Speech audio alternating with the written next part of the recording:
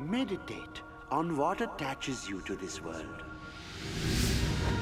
You've probably heard of the show Avatar: The Last Airbender, but did you know it's the 7th highest rated show of all time on IMDb?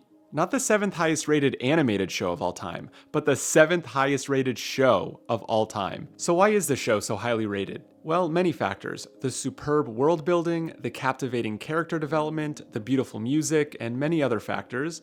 But one main reason is the surprising spiritual depth and maturity of the show, which allows it to resonate with kids and adults alike still more than 15 years later.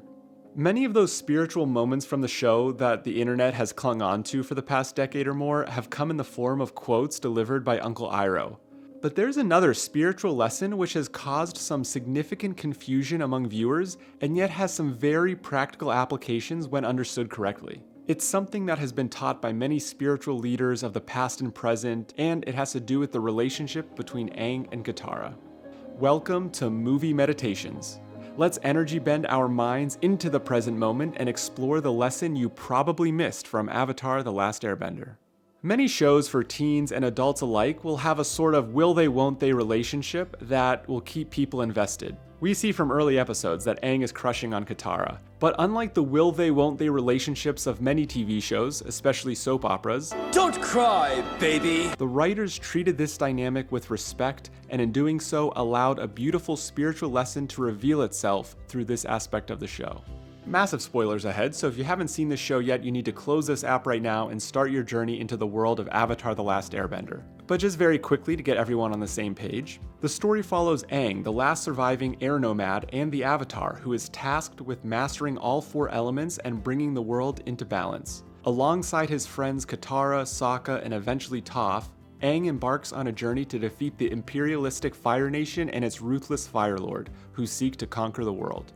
Katara is a skilled waterbender who finds Aang trapped in an iceberg for what has been 100 years, and as they travel together, their bond deepens. And this leads to one of the main dramatic tensions of the series. Aang being caught between his duty as the Avatar and his personal desires, particularly his desire for a romantic relationship. Like I said, from the beginning it's clear he's crushing on Katara, but his responsibility as the Avatar and the mission that they are on seem to come in the way of pursuing that relationship. This tension really starts to show its head toward the end of Book 1 in the episode titled The Fortune Teller. What's clear is that Aang's destiny is intimately tied to the fate of the world. Yeah, I knew that already. But did it say anything about a girl?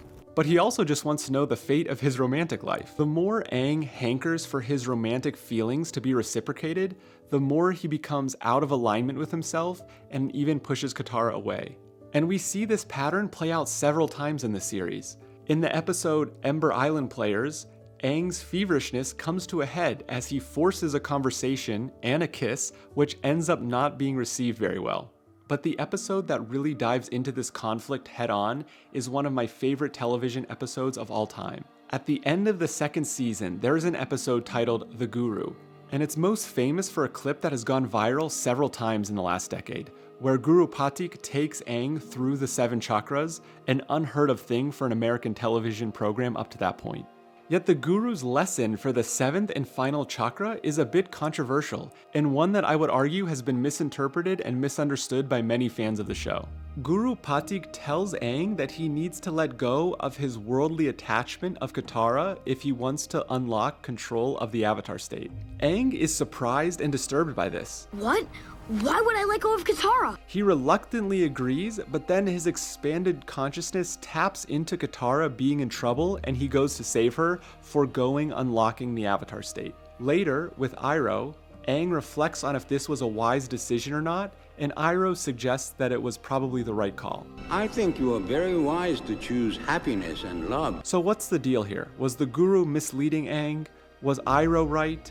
Why did Aang need to let go of Katara? 3 chakras ago, that was a good thing. Well, the nuance that I didn't understand at the time of first watching this show, before my exploration into yoga, spirituality, and the nature of the mind, is that Guru Pathik isn't saying Aang needs to let go of Katara as in never see her again or stop his feelings for her, but that he needs to let go of his mental attachment or his feverishness towards her. It's a subtle distinction, and one that not only has caused confusions for viewers of the show, but one that has caused confusion for spiritual seekers from time immemorial. One way we can look at this is Guru Pathik is asking Aang to let go of the specific conditions that he is holding onto in his mind for love to exist or to be expressed. Okay, hear me out. At that point, Aang believes he will be in lack if he doesn't get to be with Katara.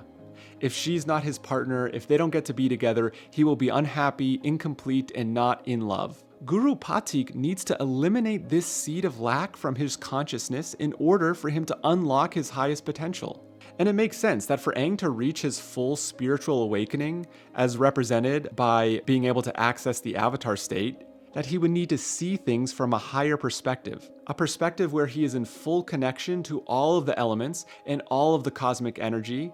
And in such a perspective, there can be no lack, no ignorance. To connect with the unlimited cosmic power, it makes sense that he has to move beyond the finite nature of a mindset which implies separateness. Greatest illusion of this world is the illusion of separation. And move into a space of infinity. This is in alignment with deep spiritual wisdom of masters of the past and present. In the New Testament, Jesus says as much in Matthew chapter 6, verses 25 through 30, where he instructs us not to worry and be feverish about how things will turn out, and instead first seek the kingdom of God and righteousness, and then all good things will come to you. And when we tap into that knowledge, when we learn to drop our anxieties, our feverishness, then not only will we attract the right people into our life, romantic or otherwise, but more than that, we can reach our highest potential, tap into the immense wisdom and power deep within us, just like Aang. So how can we tap into this experience of dropping the worries and anxieties and internal lack, and instead feel that connection to the source of love and power that we are, that kingdom of God that Jesus refers to? Breathing and meditation is a very practical path to feeling this connection, not just intellectually, but experientially. To unlock your full potential, to eliminate the feelings of lack, follow the path of Aang. Breathe, meditate, and do service. If you do these things, then I promise that you will feel that abundance, that connection, and that deep love start to move through you regardless of the circumstances and situations around you. But I'm curious, leave a comment below to let me know if you're already an avid meditator, just starting out, not interested at all, or anywhere in between. Looking forward to hearing from you, and I hope this is enough for you to meditate on until next time.